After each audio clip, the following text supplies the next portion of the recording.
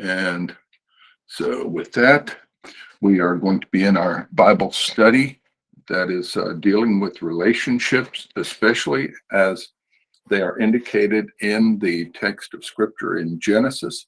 And we'll be looking at a couple of other places in relationship to this too. And we certainly can't get all of this today, but we will bring up as much as we can and try to get situated here. So one of the things that I do want to bring up before we go anywhere, just as Rebecca and I were just talking about the matter of the importance of understanding. If you're going to understand the English text, you need to understand the English text according to what God built into the Greek text or Hebrew text, which is translated into English. The English text is not the authority over the original language text. And that is a very unpopular concept that I'm stating there.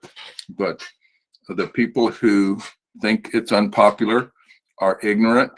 And I'm trying to say that nicely. They just don't know. And the bad part is they not only don't know, they do not wish to learn. That is the bad part. That's where the violation comes in. Every one of us is ignorant with respect to something, and to some degree, we're ignorant of everything. But the choice to be ignorant and to remain ignorant and not to learn, that's where the violation comes in, and that is the problem with man. Because and it's the same thing that Adam did, it's the same thing Cain did, and it's the same thing that every other sinner, every other violator has done through history. Because when we violate, we are choosing to do so, and the choosing to do so is a choosing to usurp to self authority, which one does not possess and can never possess, because God never gives the authority to violate his person and his design, which are one and the same. So now, what I wanted to share with you just here quickly then, and the importance of it, as I've been dealing with this with some of my teaching in another class at another school. And the point being this: when we look at a verse, and if you read the English text, we have something here in 1 Corinthians 7:15, and many of us are familiar with this already, but Paul said, "But if the unbelieving depart, let him depart." Now, the issue is this: if the unbelieving depart, and we have that verb depart, we think of it in terms of our English concept. We put our Anglican definition on that word. The problem is that's not exactly the way it was expressed by the Apostle Paul. The Apostle Paul wrote this, and you can see there is no textual variant between the Scribners of Byzantine and Nestle Alan 28. So there's no variant here that's an issue. But he said, Ede ha apostos chorizomai, and then he said chorizesto. This word, the apostos here, if the unbelieving, and now here's the unbelieving, and it's the verb here is chorizo, which is related to the preposition choris. That's a part, and there's a whole new development we could go into there. We will not at the moment, but basically to be apart from or separate from, and the zo in there makes it causative, so cause separation, and then the atai ending says that this is not just a regular indicative, if you will. It's a passive. Well, I'm sorry. So it's not the regular. It's a passive verb form. It's not the active. So it's a passive or middle. They're both the same form. But this person is doing this. So this person is literally, if the unbelieving causes himself to depart, himself or herself. So this person is causing himself to be separated. So that's this person who is doing it himself.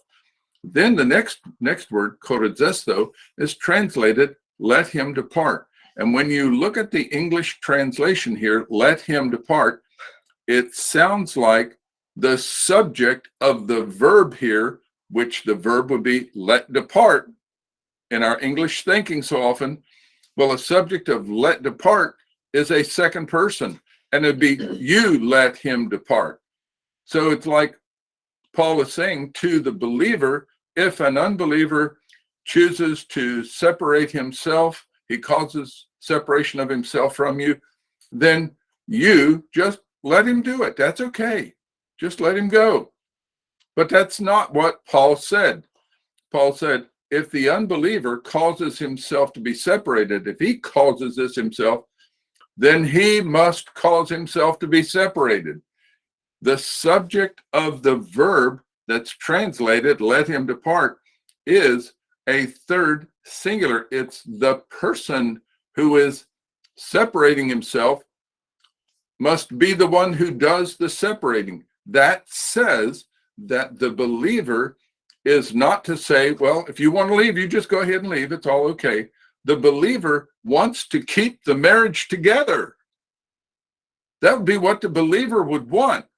And that means that it'd be incumbent upon the believer to try to do what is in God's design to keep the marriage together. And if that person, the believer, cannot keep the marriage together within the design of God, and the unbeliever says, I'm still going to cause myself to separate, I'm not staying here, then he must do that himself. But the believer does not contribute to the separation. The believer is always seeking the design of God in the matter, and the design of God is not separation. The design is that the marriage stay together, just like, and I don't know what it's in the very previous verse, the unbelieving husband is sanctified by the wife, the unbelieving wife sanctified by the husband, else were your children unclean, but now they are holy. So, and I know I'm not going to go into that in depth now, but this is an important concept, that the children would have a mother and a father in the home, but that the both parents would stay together, and they would each have an effect on the other as the believer to the non-believer.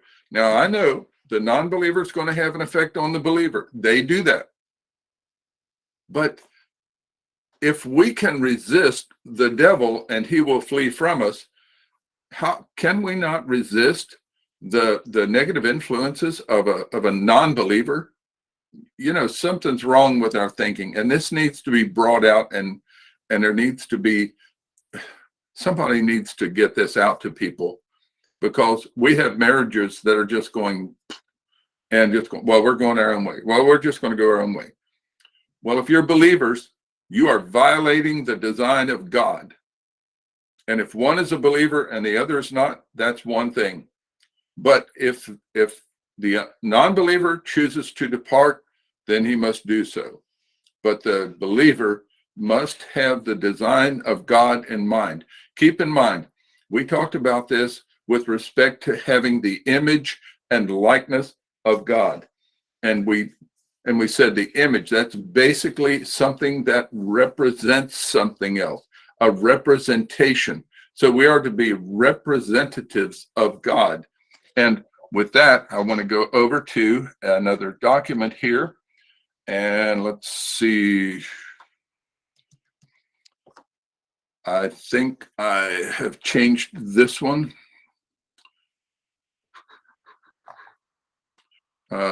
No, it's not this one. This is descriptive literal translation. I need to go to here, text layout. I've been doing something else with this one too, but sorry there.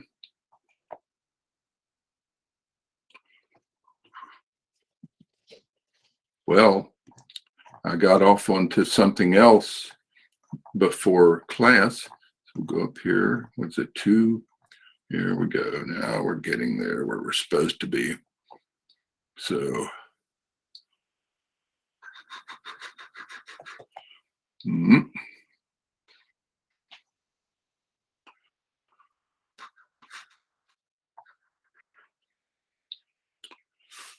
go over to the other one now. Here. And this is one we looked at somewhat already in the past, but I wanted to point this out to you. When we were looking at Genesis 1:26 through 28, and this is the passage where God said, "Let us make man in our image." And we pointed out that this is a representation, a tselem. The word tselem is a representation, translated image. And then he says, and after our likeness, and that's a demuth, a likeness of something similar in some way. Now, I may change those little bracketed explanations there, and undoubtedly will do so in the future a little bit because I want to show something else. But that's where we ran into being in the image. So now keep in mind, whether even in our marital relationships, we think, we have this idea, yeah, boy, we're ambassadors for Christ. Well, that's a good thing to be an ambassador, but you must know what an ambassador is. You must know it from what God designed an ambassador to be. And it's that we humans, if you'll notice this descriptive literal translation I have right here, God said, we will make human in, wait a minute, human, that would take in, would that take in preachers and evangelists and Bible college teachers and everything? Or would it just take in every human that exists, that this was God's design for every human to represent him? And you see, he said, we will make human in our representation. That's that word image. I changed it from image to representation because that's really the significance. An image is something that represents something else. So, and then he said, according to our, and we say the likeness. Well, what does likeness mean? Is it just some semblance or resemblance of something? Well, what's the physical resemblance, if you will, of God? There is no physical resemblance of God. You can't, how can you have a physical resemblance of anything that relates to God? You don't have a physical resemblance. You either have, this representation of the picture of God in your mind as he's revealed himself through everything, or you don't have a picture of God at all. You can't get it outside. You can't picture the infinite God by the finite creation. That doesn't happen. And that's what man is constantly doing. But the point that I wanted to make here is this idea. When you think of the word image, then when God said we will make human in our image, that is our representation. You consider, and he didn't stop there. He didn't just say in our image and according to our likeness. He gave two words to describe this. So why does he give image one side of this and likeness the other? It's almost like they're saying the same thing in two different ways. Can't imagine that God would ever do that, since he's the very originator of Hebrew poetical parallelism in the first place. He built it into Adam, and that's why Adam is able to use it here as he records what God said. But the point being this, that a representation, as my wife and I were talking, and you think about the people of the world, people who don't know God in reality. They don't know him through Christ. They do not know him personally, but they can see God.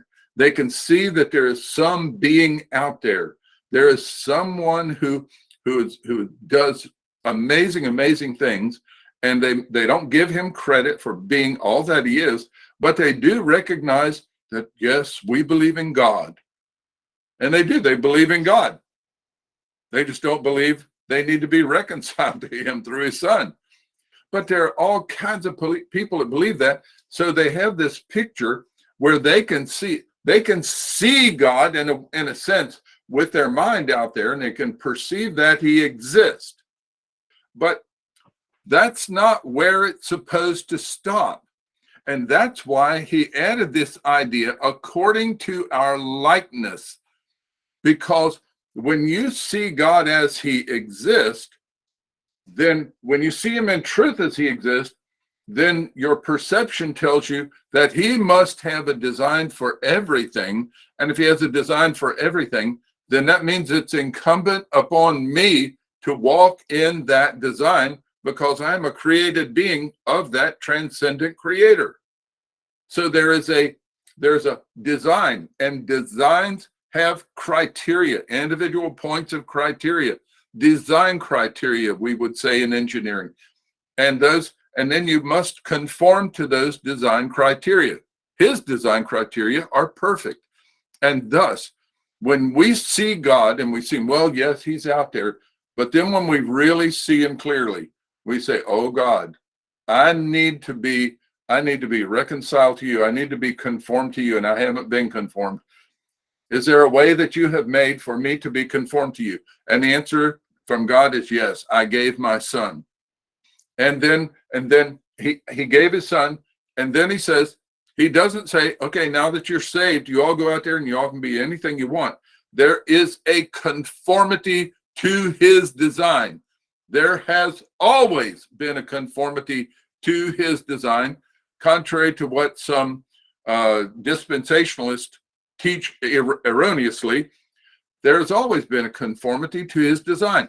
Adam was accountable to God to conform to the design of God. He chose to violate. That's another matter. We'll talk about that perhaps in a minute too. You know, when you think about, why would Adam do that? Why? Adam, don't you know better? Adam didn't live 6,000 years later in human history. Adam lived in the very first days of human history. And so you can't judge Adam by your modern day Western culture, 21st century ignorance. But we do that anyway, because we know, we decide God for ourselves.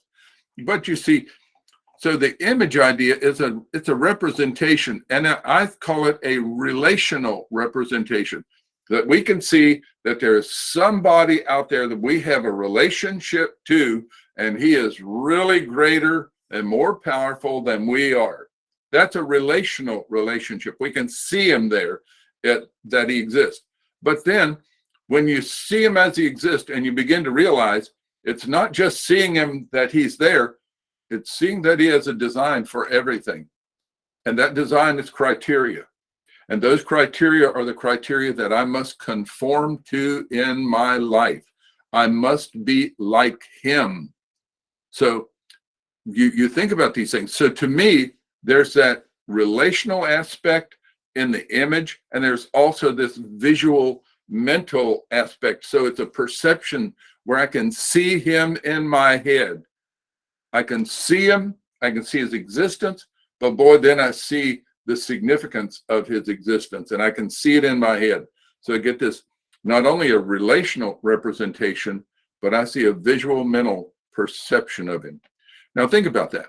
If he made humans that way, if this was his design for humans, when did that design end? When does it cease to exist? Well, this is an interesting little thing my wife and I were talking about earlier too. There was a song several years ago, don't know when it came out, it's inconsequential. It was entitled In the Image of God, melody and lyrics by John W. Peterson. John W. Peterson wrote a lot of songs that people have used in churches and everything. And the scary thing that we've talked about many times is that people tend to get their theology from the songs. They won't study the Word of God. They'll work hard to learn a song and to learn the music and to be able to present it just so, but they won't spend 2 minutes to learn the Word of God as God gave it. Something's wrong.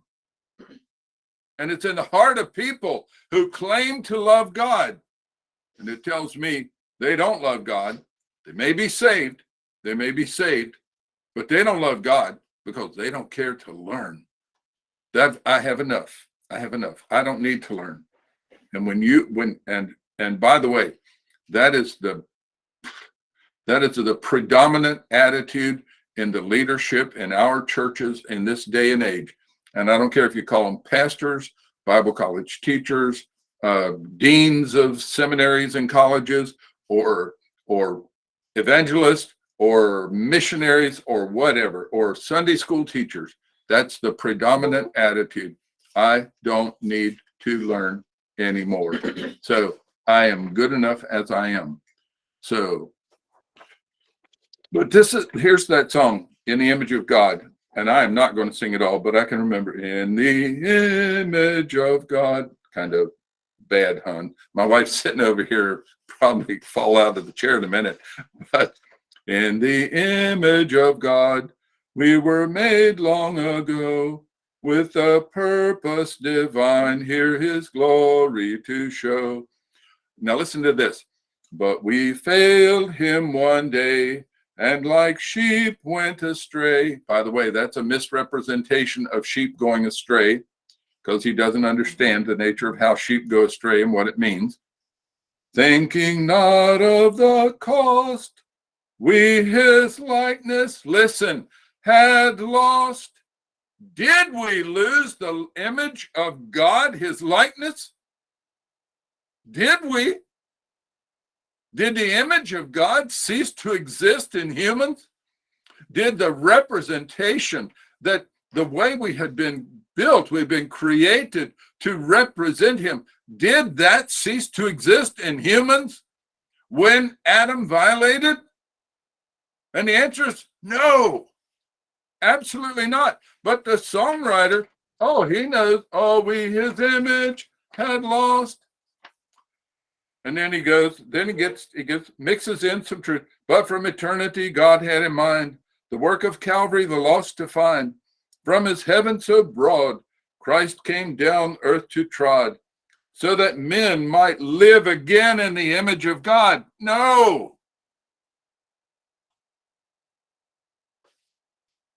And he goes on, and skipping a few lines, he says, I'll never comprehend redemption's plan. Why not? Why not? God has revealed it. So what is he saying? What is it? This is a great musician.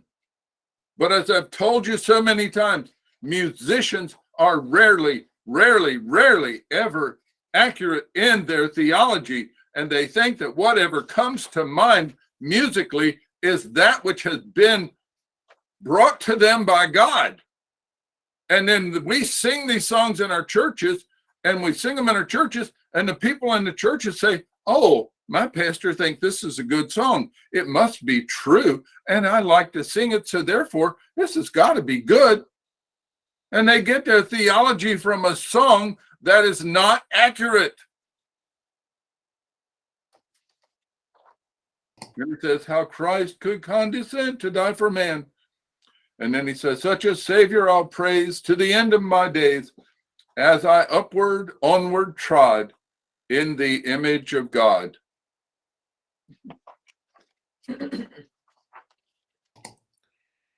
We lost the image. Did we? Wait a minute. Wait. I thought there was somewhere that related to that, somewhere in the scriptures. Wasn't there someplace in the scriptures? Oh, look at that. That's Acts. Is there a Genesis passage on here? I didn't put let's go to a Genesis passage. We need to go. I love working in Genesis for some reason. Should be about Genesis 9 and somewhere. Oh, look at that. Genesis 9:6. You know what?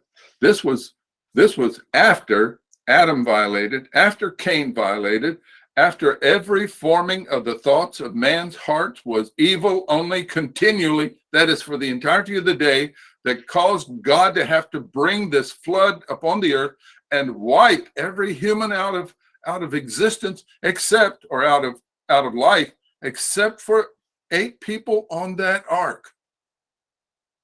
And then they got off the ark. And then God gives them a restatement of things. But look at this. Look at this. This is Genesis 9:1. Did you catch this? And God blessed Noah and his sons, God, what are you doing? There's no image of God in these people anymore. Why are you blessing people who are no longer in your image? That's what people think. That's the kind of lie that gets taught and preached. God is blessing people who no longer had. That's just the grace of God. That is a lie. That's an absolute lie. You say, Brother Sheets, you're awful hard on these things. If you would open your eyes and see the destruction that is coming out from the false preaching and false teaching that claims to be biblical, then maybe you'd get a little bit upset about it too. It's destroying lives. And he even gave them the same commitment, the same commission they were to do. And then you get down to this, and surely your blood, your lives will I require at the hand of every beast, etc., etc.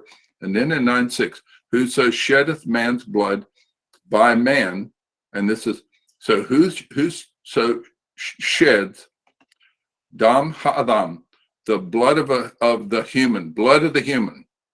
So the blood of the human, whoever does that in the human, his blood will be shed. Or by the human, we'd say. Because, notice, this is the foundational reason why. Key, there's that causal conjunction, a subordinate causal conjunction, giving the ground to the reason for what just was written, and it was, whoso sheddeth man's blood, by man shall his blood be shed. And why? Why, God? Key, because B'Tselem Elohim Asa Eth Ha'adam. In the image of God, he made the Adam. This is after the flood. This is 1650 plus years after creation. And the image is still there. And those who shed human blood are still accountable for the shedding of human blood. Because in the image of God, B'Tselem, same word, in the representation of God, he made the human. God made the human as a representation of himself, and that representation of him continued after the flood. It was not lost, as some people who, like an ignorant songwriter says, well, you know, we his image had likeness had lost. No. But I can remember the days, huh? We used to sing that.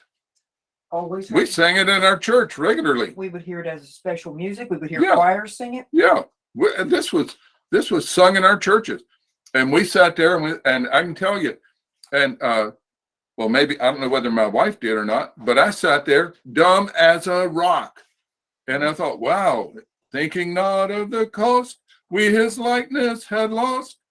Well, oh wow, never thought. So, and what gets me is the leaders never thought to correct the error of the song. It's like, that's a song. It's like what I've said to the Kenyans. I've told them, if you have somebody get up there and start preaching, and they're preaching false doctrines and false things, then you need to stop them. You are accountable as the shepherd to protect the sheep from these false teachers and these wolves in sheep's clothing. But then, so they think, well, you know, okay, that'd be hard to do, but yeah, I'm responsible. But then I went on and I said, you're responsible for protecting them. Guess what? From these people that get up and pray. Well, I'll pray, oh God, I'll pray that everybody here develops the ability to speak in tongues as the proof that they're saved people. No. And when you have somebody get up and start praying contrary to the design of God, you need to stop that person from praying contrary to the design of God. And I can tell you, the Kenyans were like, oh, you'd stop somebody in their prayer? Yes, because when somebody is praying a lie, they are not communicating with God. And when you have an accurate assessment of the meaning of the word prayer, when you know what it is, then here's the meaning. Prayer is communication with God. It's I talk to God about things that I know he wants me to talk to him about, and then he communicates with me about those things, and it's a two-way conversation. And I don't say, God, these are the things that I want you to do for me, unless those things I want him to do for me are the things that he has revealed that I should be wanting. And so thus, when I ask of him something for me, all I'm asking for is what he has already decided I need. And I'm not going outside the design. I'm going to stay within the design because I recognize I'm communicating with the pastor. I'm sorry, with the shepherd. The shepherd, not a human shepherd, the shepherd of the sheep, the good shepherd, the great shepherd. And I know I'm communicating with this one. And therefore, I'm not going to say, well, God, I'd like to have more money than I got, or I'd like to have this, or why don't you do this, God? You know, it's absurdity.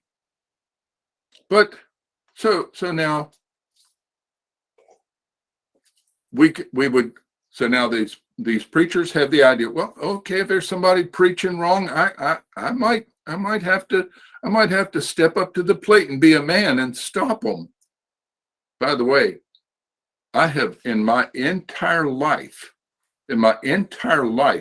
having been saved for 46 years, in my entire life, though, all the time before, I have never, but one time, one time in the entirety of my life, have I ever seen somebody stop a preacher. And that was Dr. Lee Robertson and Dr. John R. Rice. John R. Rice did not believe in what Dr. Robertson would say, storehouse tithing, that you bring all your tithes, that everybody gives their 10th part to the church. And then the church decides how it all goes out. Well, Dr. Rice did not believe that. He believed that you could tithe to any ministry and anything of God that you wanted to. And he was speaking in chapel at Tennessee Temple. I think it was in a Bible conference. It was. And he was speaking, and he got onto the subject, and he said something about being able to, that you don't do storehouse tithing. You can give to any ministry. You can tithe to any ministry you want to, and all of that. Several thousand people there. Yeah, there's a couple thousand people for sure. And Dr. Robertson just got up from his chair, and he went over and he put his arm around on the shoulder of John R. Rice. And he said, now, John, you know we don't believe that here. And he turned around and went back and sat down, and John R. Rice changed the subject. We got all fainted. Right in the middle of the message. But you see, who else, how many men are out there? Was Dr. Lee Robertson the only man who ever existed who was willing to take the heat for stopping somebody in the middle of their message? Seems like it.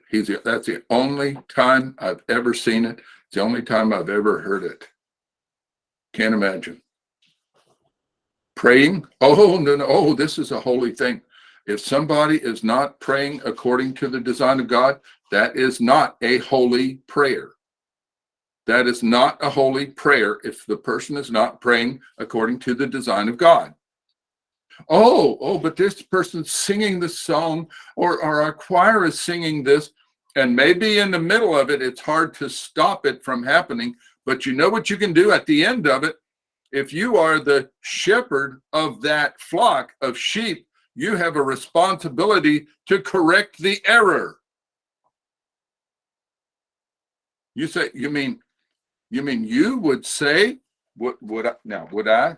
No, I'm kind of yellow bellied, lily livered, and all of that. So so if somebody sang this and they sang, thinking not of the cost we his likeness had lost, I'd probably be sitting there dumb as a rock like everybody else, and I'd say, amen, brother, amen. Oh,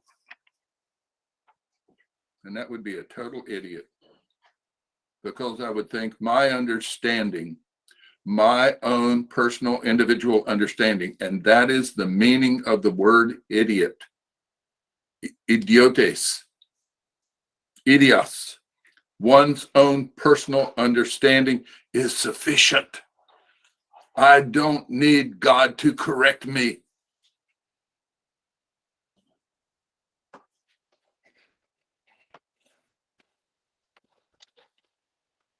You need to keep in mind, I have many times heard stuff from musicians and musical people involved in music and such, and I have heard things presented. I have doubtless sung songs that misrepresented God, but when they misrepresent God, they are wrong. You don't condone error. You see, that's why I said there are two sides to this image that we have. It is not just that we represent God. Well, we're just ambassadors and we're just out there. There is a conformity. He has a criterion, a whole set of criteria that we are supposed to be conforming to. And when we don't conform, we're liars.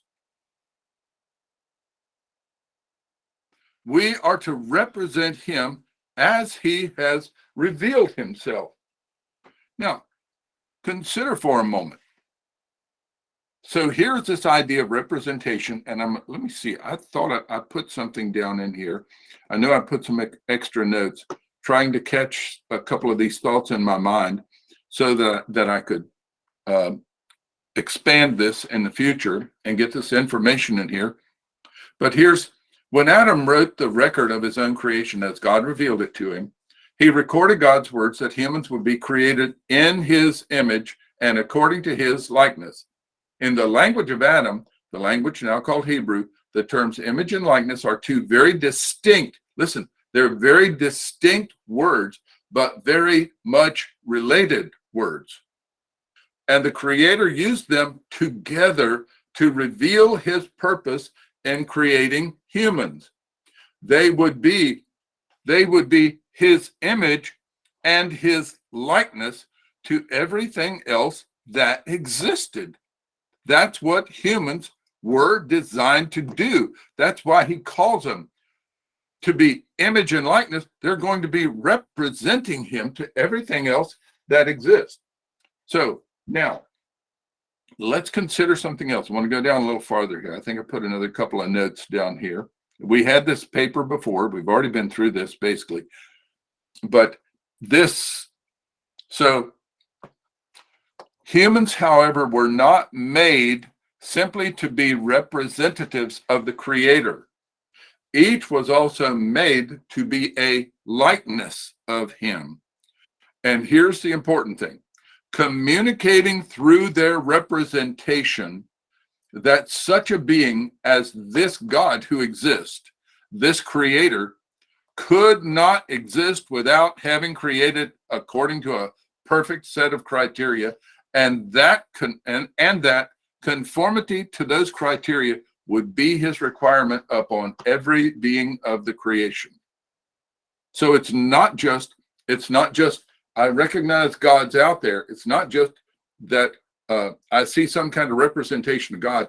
It's I recognize that representation is communicating to me that there is a need for some kind of likeness here. I see him as he is, and that he's not just a blob up there in the air. He's not just this power that's out there. He is a being who has criteria by which he operates and by which he has formed everything that exists.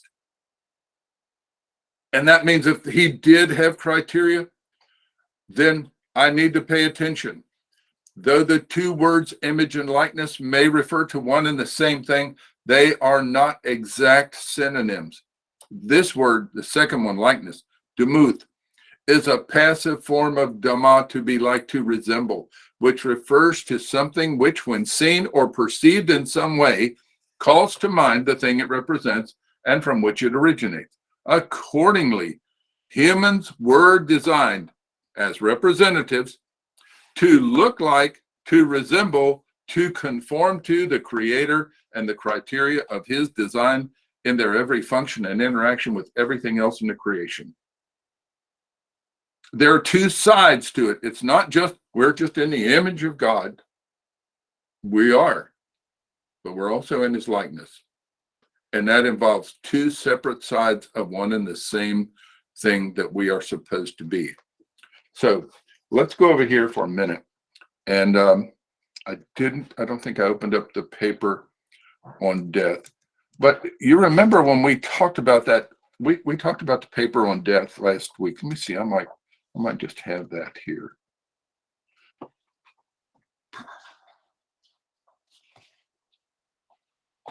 Death, a right view. I think I see it.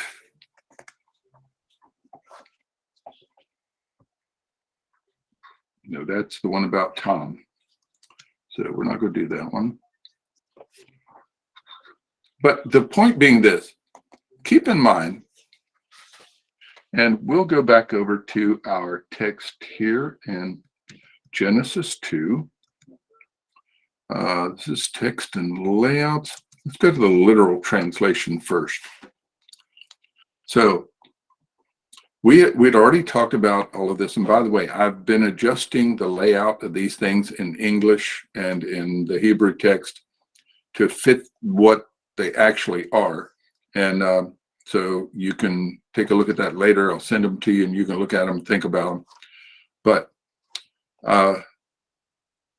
we're going to skip over this for the moment. Then Yihya Elohim, this is in 2:7, formed the Adam, dust from the ground. And basically that just matter. Then he had breathed in his nostrils breath of life. Then the Adam existed for a living soul, a soul of living. And then he places him in a garden and such. And then we get down here to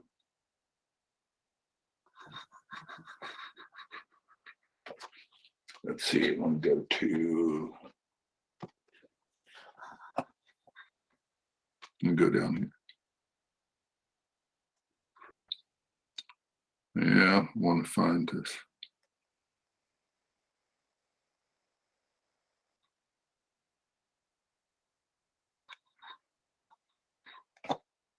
My mind is off on something else. So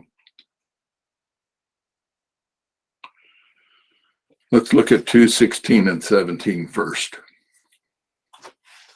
But go back to 15. So 2:15. Then Yihya Elohim took the Adam, then, and you notice these are all wow consecutives. Each one of these thens is a wow consecutive. The words that are wow conjunctive are the ands, which are in orange. So the yellow thens are wow consecutives. The orange ands are wow conjunctives. So then Yihya Elohim took the Adam, then he caused the resting of him in the Garden of Eden. And he did this to serve it and to keep it. Then Yihya Elohim instructed upon the Adam to the saying of, and this is what he said. So we have the content. From the entirety of the tree, and we could say, since eights is a collective term there, and there were multiple trees, from the entirety of the trees of the garden, eating you will eat. That is basically, you are free to eat what you want to eat. You could go to any tree. And he didn't say but he says, this is an expression of the design of God. He is instructing, He is saying this to the Adam.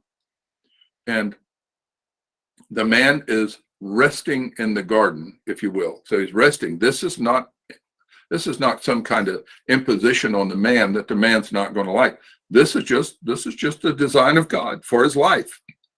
From the entirety of the trees of the garden, eating you will eat. And from the tree of the knowledge of good and evil, you will not eat from it. Because in the day of your eating from it, dying you will die.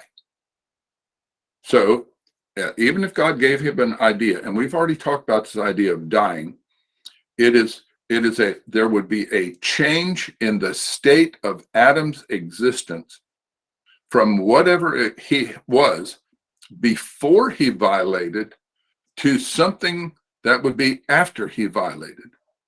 But consider for a moment. We talked about last week, could Adam, this man who is in this very moment, no alienation existing between him and the Creator, and then the Creator gives a direct instruction, and he doesn't say, but, he says, from the entirety of the trees of the garden, eating you will eat. And from the tree of the knowledge of good and evil, you will not eat from it. It just, do you catch that? This is just another point of the instruction. It's not, oh, watch out for that tree, Adam. Don't you even get near of it. Don't you touch it. God doesn't have to do that. All he has to do is say, from the tree of the knowledge of good and evil, you will not eat from it. And that's what he said. And then he didn't leave the man ignorant. He says, because in the day of your eating from it, dying, you will die. And we saw the idea of dying, the idea that Adam would have had of death was not the concept that just encumbers our entire thinking in the present day, where we have dealt with 6,000 years of human suffering and death. Not just human, but everything else. And we've seen all of these things. And hold on. Be right back.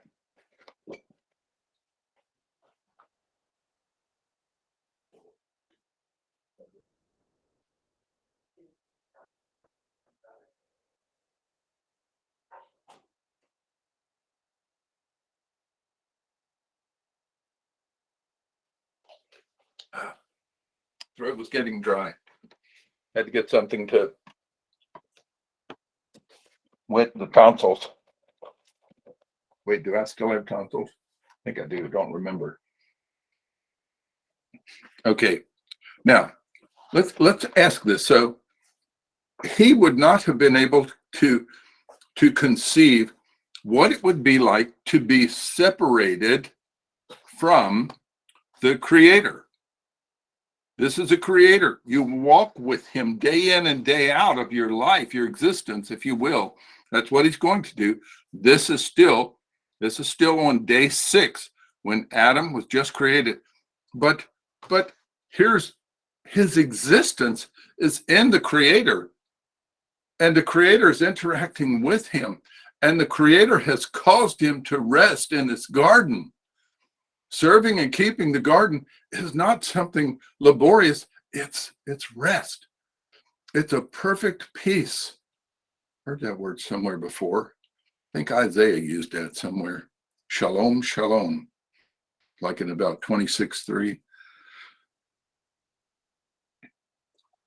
So he gives him an instruction. And then does Adam resist? Does Adam think, oh, well, you're keeping something from me? If Adam had thought those things, Adam would have been in violation before Eve ever ate of the fruit. He would have been in violation.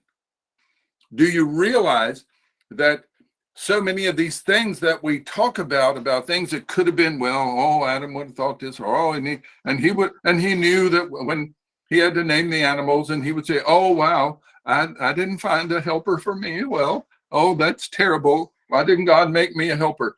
No. If he had thought that way, it would have been a violation before Eve ever came into existence. You know, somewhere along the line, we need to read the scriptures the way God gave them, instead of reading the way we think it ought to be and twisting the scriptures into our design. But you think about it. He would not have been able to have the concept of being separated from God at that time. Huh. How do you separate from the transcendent creator in whom you exist? What about having lost the image? The image that God is going to say, you know, he's not going to have a concept of losing the image. That's not even going to be a part of Adam's thinking, that I lost the image after he violates. He's not going to think that kind of thing. He's not going to dread it. What about this? Do you think he would ever be able to think, well, and we're still before Eve's created right here. We understand that. And we're not through with Genesis 1:26 through 28. We're not through that. But the point is to think this is a created being in the person of the transcendent creator. There's absolutely no alienation of any kind between the two. And he's going to be thinking that, well,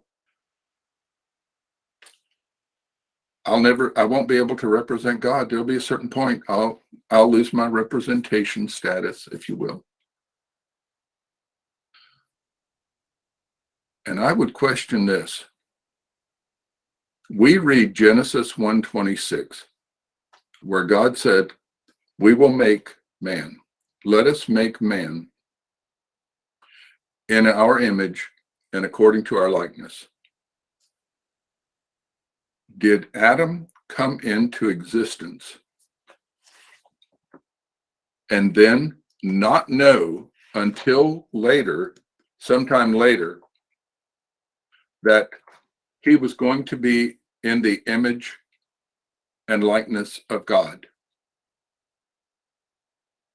I submit to you, and you need to realize this, they knew that from day one. I should say, day one of their existence, day 6 of the creation.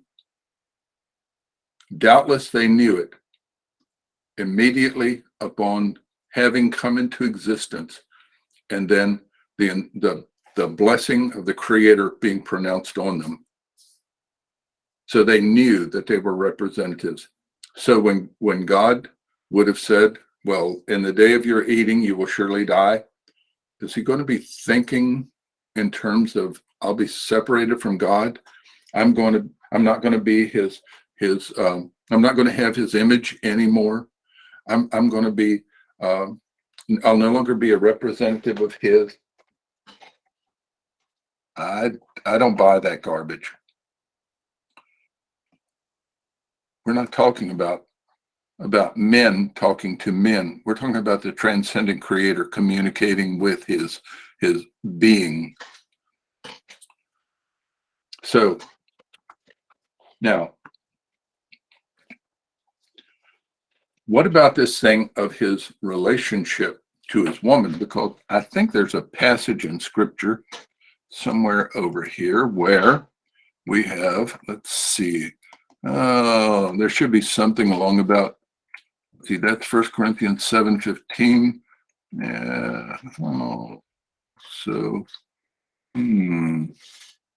How about, I thought I had 1 Corinthians 11 up there, but we'll just put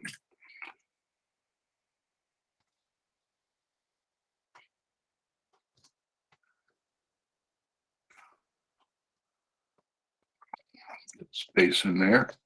Oh, hell. This is from 1 Corinthians 11.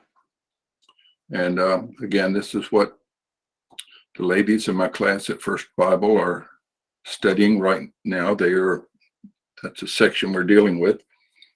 And but you keep in mind, this was about, if we went all the way up to verse 3, this was Paul's words. I would have you know, the head of every man is Christ, The head of the woman is the man. The head of Christ is God. And then he goes on down. He talks about men praying or prophesying, having their head covered. Well, they shouldn't do that. They should have their head uncovered because they are the glory. They are the image of God, the image and glory of God. That's 1 Corinthians 11:7. Man ought not to cover his head, for as much as he is the image and glory of God, but the woman is the glory of man. And you say, well, wait a minute. Why did he put out here? And by the way, if you go into the Septuagint, you find the same word that's translated image. Image and glory is these are the same common words in the Septuagint that are there. So this idea of image, the image. Now that's interesting too, because as I recall the songwriter saying that image had been lost. And you say, well, this is a saved man. That's not what Paul said here. Is he a saved man? Is he talking to saved people? Sure. But he's not distinguishing saved people as being in the image from unsaved people who are not in the image. But he says, he is the image and glory of God, but the woman is the glory of the man. So now, what's the significance of this? And we're going down here. And he says in verse 8, for the man is not of the woman, literally, ek, here it is, ugar estin aner, ek gunaikos, for the man does not exist out of the woman. Ek is that from or out of, and gunaikos. So he does not exist out of the woman, Allah, but strong adversative here, gune, woman, ek andros, woman out of man. So man does not exist out of woman, woman exists out of man. And people say, oh, well, they sure do. They're born from women. That's not what he's talking about.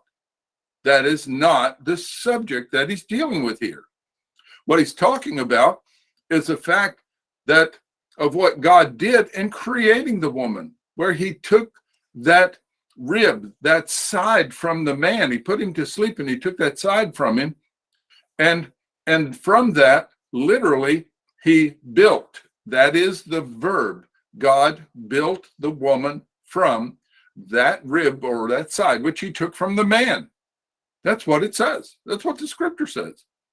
So there's no question. The man is not out of the woman, but the woman came out of the man. Now, he doesn't stop there. And you think about it. So what is Paul's view? Where's the foundation of Paul's view for the relationship between men and women, and men to God and women to God, and men praying and prophesying and women praying and prophesying? Where's the foundation that Paul goes to? Paul doesn't go back and say, we Jews have thought this way for a long time. He goes back to the very beginning of everything. The very creation of the woman being built from the side of man. This is day 6 of creation. And then if we go to the next verse, he says, neither was the man created for the woman.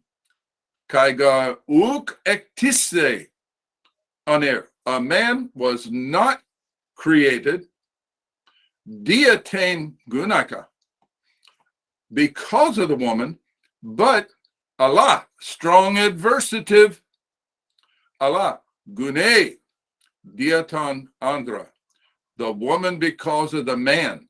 In other words, the man was not created, and there's that negative right there, uk ektiste. The man was not created for the woman or because of the woman, but the woman was created for the man or because of the man. And why? What was she designed to do? We've already seen man was the head. When Eve violated, when Eve violates, as we'll see in chapter 3, nothing happens except to Eve. But when the man violates, the whole of creation is plunged into a different state. And the man's violation brings him into a state that where he will not be able to continue to think of violation as potential. It'll be a propensity to violate that's in his heart. We call it nowadays a sin nature. I don't like to call it sin nature. I call it a propensity to violate. Because people say, well, I don't have a sin nature. Oh, yes, you do. You have a propensity to violate just like everybody else does. And the only way we overcome it is to walk in Christ and seek to walk in the Spirit. I think Paul said that somewhere else too. But let's go over to, we talked about that man is the head. Now, consider why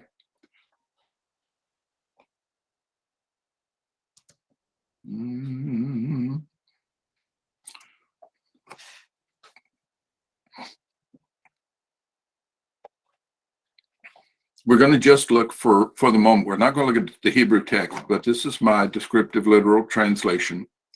But notice in verse 18 of chapter 2. Then we have another wow consecutive there. This is the next step in this narrative here.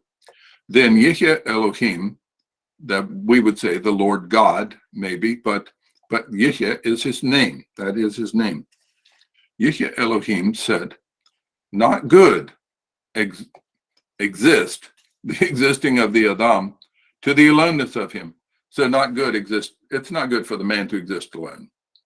And then God says, I will make to him a helper as prominent to him, an Ezer Kenegdo, that's according to the prominence of him.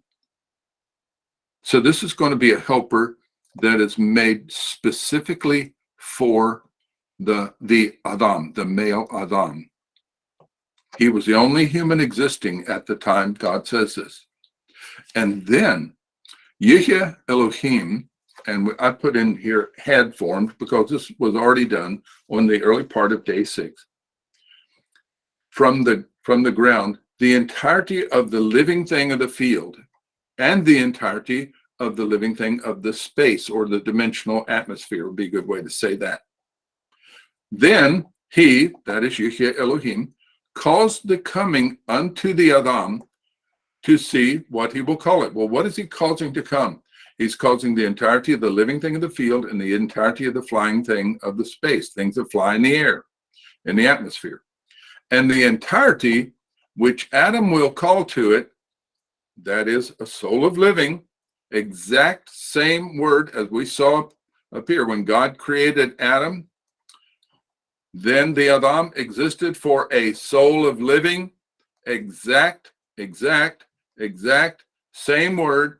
The animals that he brought to Adam to name them, they are called a soul of living. Exact same Hebrew construction. A nefesh chaya, a soul of living. Nefesh chaya. So don't get into this silliness of saying, well, humans have a soul, but animals don't have a soul. That people who say that are just simply ignorant. They are just simply ignorant, and they're ignorant by choice, because I'm persuaded you could probably go into a Strong's Concordance and figure out that this term here, a soul of living, and the term in reference to Adam, a soul of living, you could probably take that without ever knowing any Hebrew, and you could learn that it's one and the same terms, applying to both humans and to the animals. So don't get led astray by that thing, and don't say, well, animals don't have souls. Yes, they do have souls, and all it basically means is they have an inner being. They have life in them. They have something in them that makes them alive and does all of the things. We tend to call it for us that inner man, the inner person, I call it the you that's in you. That's a soul of living. And then God said, and the entirety, whatever Adam's going to say, which the Adam will call to it, that exists its name. And by the way, Adam was given the authority to decide those for himself, and we could see that. We'll perhaps look at that next week. But he was given the authority from God. Now consider, God brought the animals to him to see what Adam will call it. Do you see this word right here? The word what right there? That is the word. It is an interrogative that's used somewhat like a relative pronoun, but it leaves the question open. So God did not pre-program Adam to say, call the horse a sus, and call a dog a kelev. He didn't pre-program Adam to say those words. This is another one of those things where the Calvinist does not know what he's dealing with in the scriptures, because they don't know the scriptures as God wrote them, just like all the rest of the non-Calvinists. But to see what he will call to it. And Adam was going to call to each one, just like God called to the light day, and to the darkness he called night. And then he calls the atmosphere heaven, if you will, and such. He calls to these things. And this is Adam calling to these things. But the thing is this: Adam had total freedom within the design of God, and there's been no violation of any kind as yet. And so Adam has total freedom to name the animals, whatever he wanted to name them. And it was totally within the perfect design of God for him to do so. Listen for a moment. Adam was perfectly free.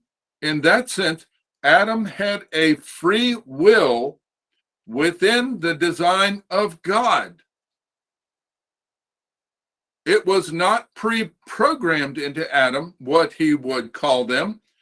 God brought them to him, and then God gave that ability and that authority to him to call names to them, whatever he wanted to name them. Keep in mind, yes, his linguistic ability had been built into him by God. He's going to use that linguistic ability perfectly. He's even though, let's say when he had the horse comes to him, and the horse comes with its mate, and you have the male horse who is a sus, S-U-S, sus.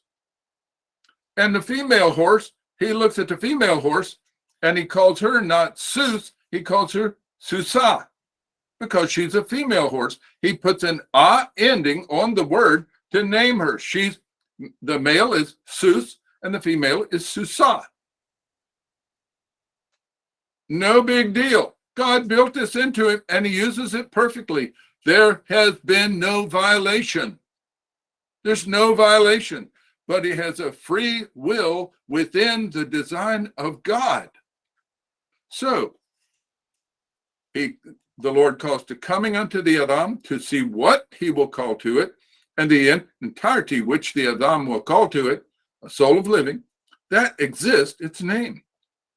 Then the Adam called names to the beast and to the flying thing of the space and to the entirety of the living thing of the field, and to the Adam he did not find a helper as prominent to him. He didn't find an Ezer Kenegdo as prominent to him here. There was no helper. Adam recognized there were helpers for these animals, helper, all these animals that would be working together, helping one another to fulfill the design of God, but he did not find a helper. Now, was he looking for a helper for him? And was he thinking, if Adam had thought for a moment, God, you left me out. Everything else has a helper except me, but you didn't make me a helper. And if he had done that, listen, questioning where he was questioning God's design, he would have been in violation. He would have been in violation. He would be thinking that in his authority and his ability to perceive things, he could see that God had not quite fulfilled what he should have done. That would have been a violation of his position as a created being. And that did not happen. But you say, how do you know it didn't happen? I know it didn't happen because his violation did not occur until he chose to eat of that fruit.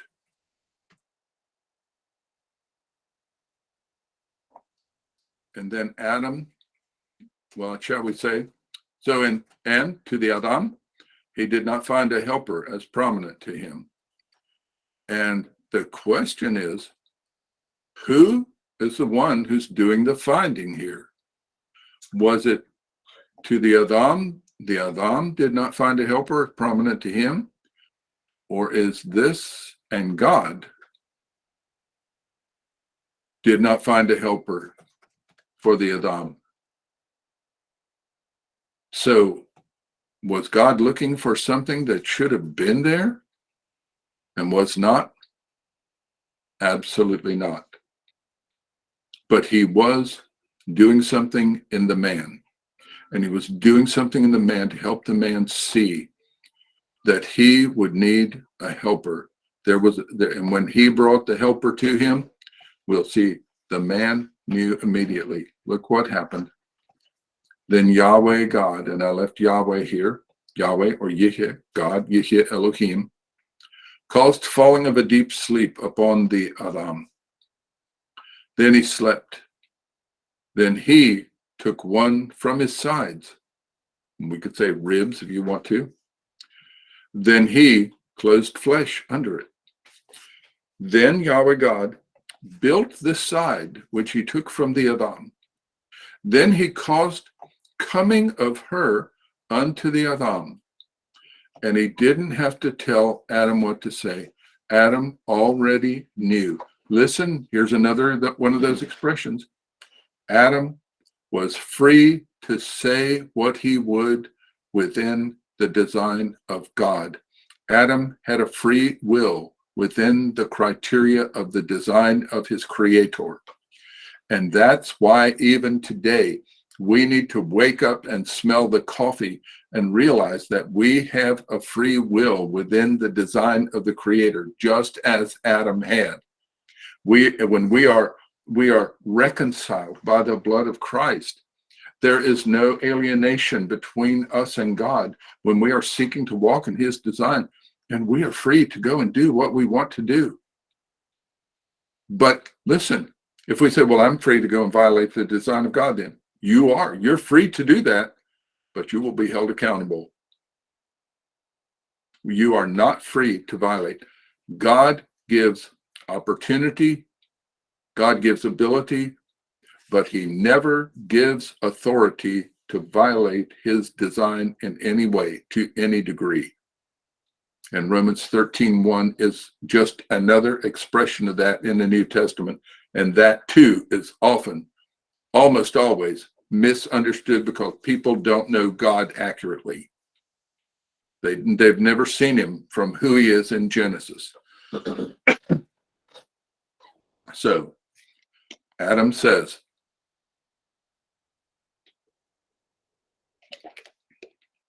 this one,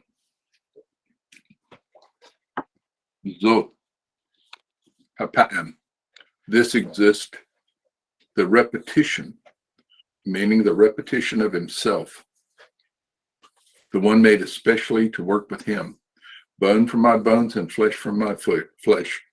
To this one, it will be called woman, because from man this one was taken.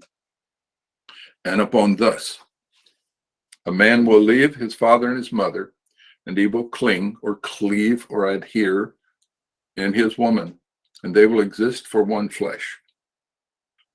Then the two of them existed naked, the man and his woman, and they were not ashamed. There was no reason to be ashamed. And you say, how would Adam know about a father and his mother? Because God built information into Adam that is incomprehensible to us in this day. So, the question comes, and we can think about this week. Why did God create the Adam, the male Adam first, and then the female from him? What does that say about the relationship that we should be seeing? And then when you think about this, that the Adam, the male Adam, was the primary representative of God. Let me just say this. And the woman is the primary female representative of God. So if man is the head, as Paul said in 1 Corinthians 11:3, then that says man is accountable to represent God to the wife and every other thing in creation. To represent God, not as the man thinks he should, as God has designed him to do it. He is to show not only the relationship that God is out there and that he is subject to God, but that God has criteria not only for his wife to fulfill, but for him himself to fulfill. And he seeks to walk with God and to represent God accurately to her and to everything else. Well, then what is she supposed to do? She's the helper of this man. So she's accountable to help that man represent God accurately. That's what she's responsible to do. God designed her a helper. It doesn't just mean she's to help him fill the earth. There's a whole lot more to that than just filling up the earth. And she is the helper, and she is the one that God built out of him and brought to him to help him in a way that nothing else in the creation could do. And if she violates the design for that, she is damaging what she should be doing to help her man, and he to her. So when you think about it, both of them, the man and his woman, they're both accountable to God, to represent God, and to be his likeness to everything else in the creation. And when we have a marriage that is like that, we have something that is absolutely incredible to the world. I can tell you, all the problems that my wife and I have had through 56 years of marriage, and all the things that I've done wrong, things she's done wrong, and yet we're still together. It's almost like we say, Lord, you had to do this because we were a mess. Yeah, we were. But we're still together. And it's an interesting thing. When we tell people that it's been 56 years, so many of these people, especially young people, they'll say, wow, because they can't even imagine it. They can't even imagine. They think, well, we'll go a couple of years together and then we'll split and we'll get somebody else. And they see it in the world. And so what we'd have is a testimony of what God has done and what God can do and will do if we will say, Lord, I want to walk with you. I want to represent you accurately. I want to be in your likeness. I want to be in conformity to you. And it makes a difference. And we're past time. Any thoughts before we go? Anybody?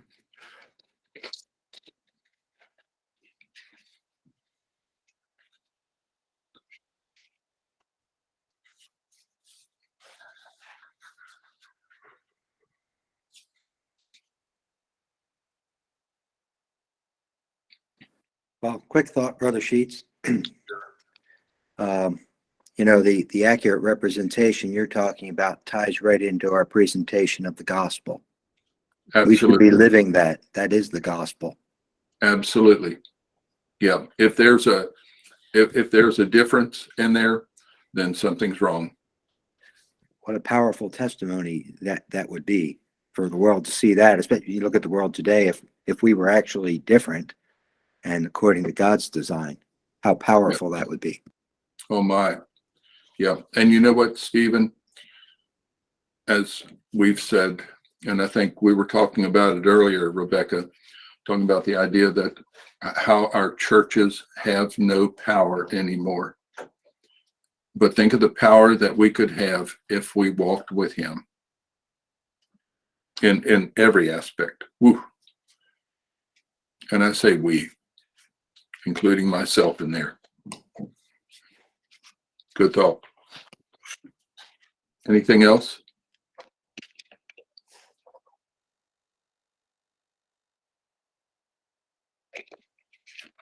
Very well. Okay. We will stop our recording. David, do you have something? Oh, well, it's a different subject. So I'll wait until you stop your recording. Okay. All right. I'll go over here and I'll stop the recording. And stop recording. And could have done it there.